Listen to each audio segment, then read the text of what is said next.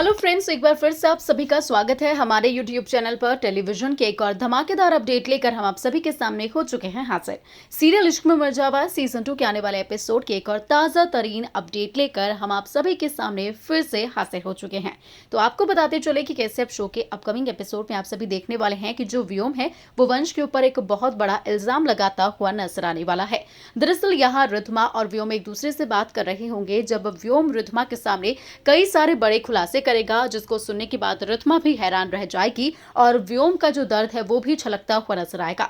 यहाँ व्योम बताता है रिद्धमा को कि कैसे उसकी बेटी थी पीहू, जिसका खून कर दिया है, जिसका मर्डर हो गया है, वो भी किसी और ने नहीं बल्कि रिद्धमा के पति वंश ने। लेकिन इस बात को रिद्धमा मानने को तैयार नहीं होने वाली है। वो बताएगा कि कैसे एक टाइम पर जब उसकी बेटी यानी कि पीहू का जन्मदिन था तब वहां पर बहुत ज्यादा खुशी का माहौल था और इसी दौरान वंश आ गया था अंदर और वो अपनी बेटी के लिए बहुत सारी कैंडल्स लेकर आया था ताकि वो उसके बर्थडे को स्पेशल बना सके।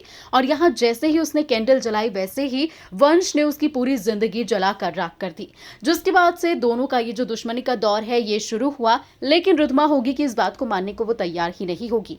वो यहाँ पर इनडायरेक्टली बता रहा होगा रिद्धमा को कि कैसे उसकी पत्नी और उसकी बेटी का खून किसी और ने नहीं बल्कि वंश ने ही किया है। लेकिन रिद्धमा भी समझाने की कोशिश करती हुई नजर आने वाली है कि व्योम वंश ऐसा नहीं कर सकता है, जिसके बाद व्योम साफ कह देगा कि अगर ऐसा है, तुम्हें अपने पति के ऊपर इतना ही विश्वास है तो अपने बच्चे की कसम खिलवा कर देखो। अगर वो खा लेता है तो ठीक है, अगर नहीं तो ये बात तुम जान लेना कि वंश झूठ बोल रहा है और उसने ऐसा किया है। जिसके बाद रिद्धमा बड़ी ही श्योरली कहती हुई नजर आने वाली है कि ठीक है व्योम, वंश अपने बच्चे की कसम खाएगा और वो भी सच बताएगा कि उसने ऐसा कुछ नहीं किया है और तुम्हारे सामने भी यही सच्चाई में लेकर आऊंगी।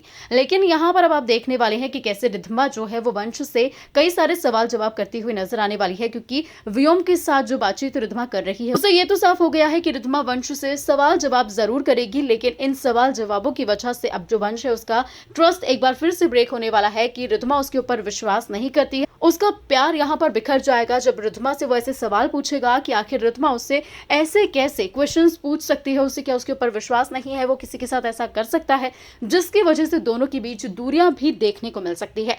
अब होगा देखना बेहद ही इंटरेस्टिंग कि आखिर वंश और रिद्धमा के बीच में क्या ये सवाल जवाब दूरियां लेकर आते हैं और आखिर व्योम को कोई बड़ी गलतफहमी हुई है या वंश को इसमें फंसाया जा रहा है, जिस बारे में वंश को पता नहीं है। देखना बिल्कुल मिस मत करेगा इश्क में मर जावा सीजन 2 के आने वाले एपिसोड में।